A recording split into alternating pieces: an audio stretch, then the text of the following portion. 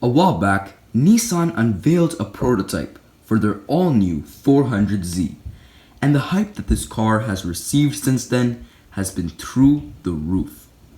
The new 400Z is going to finally put an end to its predecessor, the 370Z, which has been running for the past 12 years. That's almost as old as I am.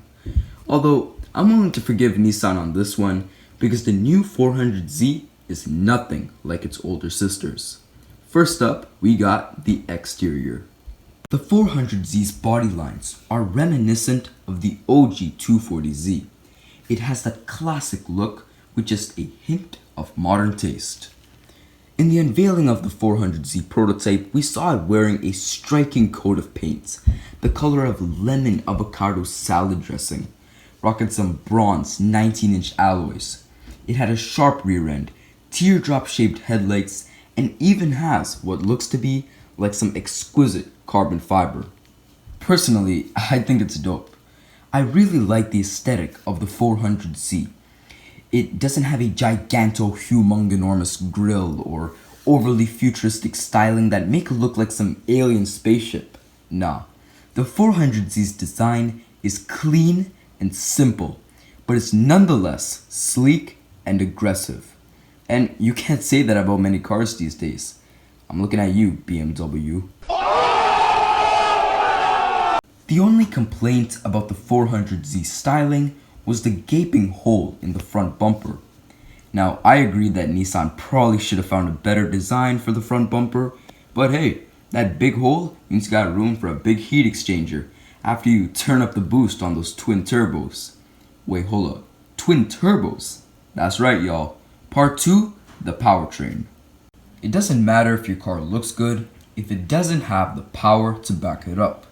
And that is where your powertrain comes in. For the past 18 years, the 350Z and 370Z have been synonymous with Nissan's infamous VQ motor. The 350Z had the 3.5-liter VQ35, while the 370Z had the 3.7-liter VQ37. A lot of people don't like the VQ motor. They say it sounds like a trombone, but I say ignore the haters. The VQ motor is a great budget engine for track racing and drifting. It responds really well to tuning, and the stock internals can handle 400 to 550 horses, which is nothing to laugh at. But all good things must come to an end. The new 400Z won't have a variant of Nissan's VQ motor. Although we don't know for sure, it will most likely have the VR30 DDTT.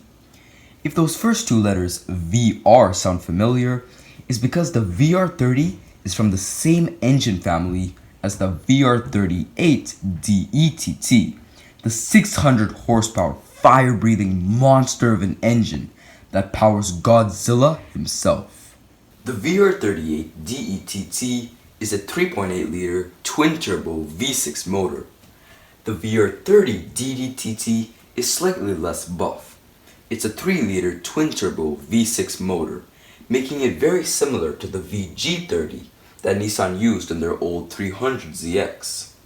Currently, Nissan uses the VR30 in the Infiniti Q50 and Q60, producing 300 horsepower in the base 3.0T trim levels, while the Red Sport 400 trim makes 400 horsepower.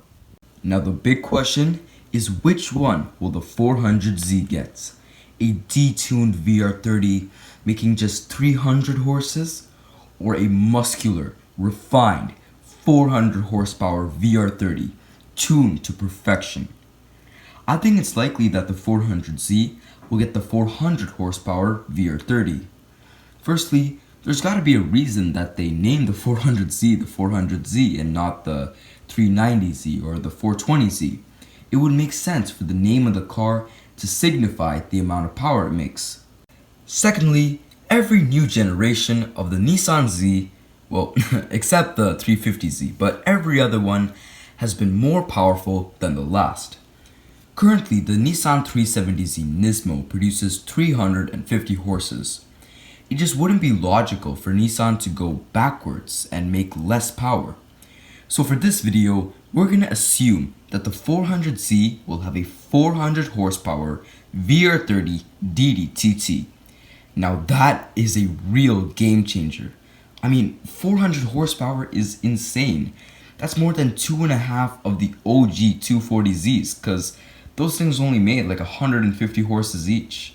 It's just incredible to see how Nissan has evolved from a carbureted L24 inline 6 to a twin-turbo VR30 V6 motor. The VR30 has dual overhead cams, 4 valves per cylinder, direct fuel injection, variable valve timing, a partially integrated exhaust manifold, an electronic wastegate actuator, and 2 water-to-air intercoolers. The VR30 got awards 10 Best Engines Award in both 2017 and 2018. In terms of a motor, I think Nissan has knocked it out of the park. But that's only half the powertrain. What about the transmission? Well, for all my boys and girls who like rowing manually through the gears, I got some good news for y'all. The 400Z will come with a 6-speed manual transmission. Part 3, the interior. As we saw in the unveiling of the 400Z prototype, it has a refined interior with a sporty dash displaying stats like oil temp, water temp, and boost. Exquisite stitching along the seats and upholstery matches the exterior of the 400Z. We don't see too many interior shots of the 400Z, so it's hard to get the complete picture on how it'll be set up. Personally, I think it's in Nissan's best interest to go with a driver-centric cabin design, as this is a sports car. So overall, exterior and powertrain, I think Nissan has nailed it. With the interior, it's a little hard to tell, but from what we can see, I think it looks solid. So the big question now is, when the 400Z is released, how will it compare to its Japanese sisters? Find out in part 2. What up guys, Kashi here. Thank y'all for watching. If you enjoyed the video, please consider leaving a like or subscribing to my channel. Now I'm here to introduce to y'all a brand new series that I'm gonna be calling the Prototype Pages. In the Prototype Pages, I'll be reviewing new upcoming concept cars and prototypes, including the new 400Z and the new upcoming electric Hummer. Oh man, I can't even tell y'all how hyped I am for the new electric Hummer. This thing is gonna be an absolute beast when it comes out. I'm so stoked for this thing. But that's enough about the electric Hummer. If you guys want to see reviews on upcoming concept cars and prototypes, stay tuned because we got some nice stuff coming your way. And yeah, as always, thank y'all so much for watching. Stay safe and I'll see y'all next time. Peace.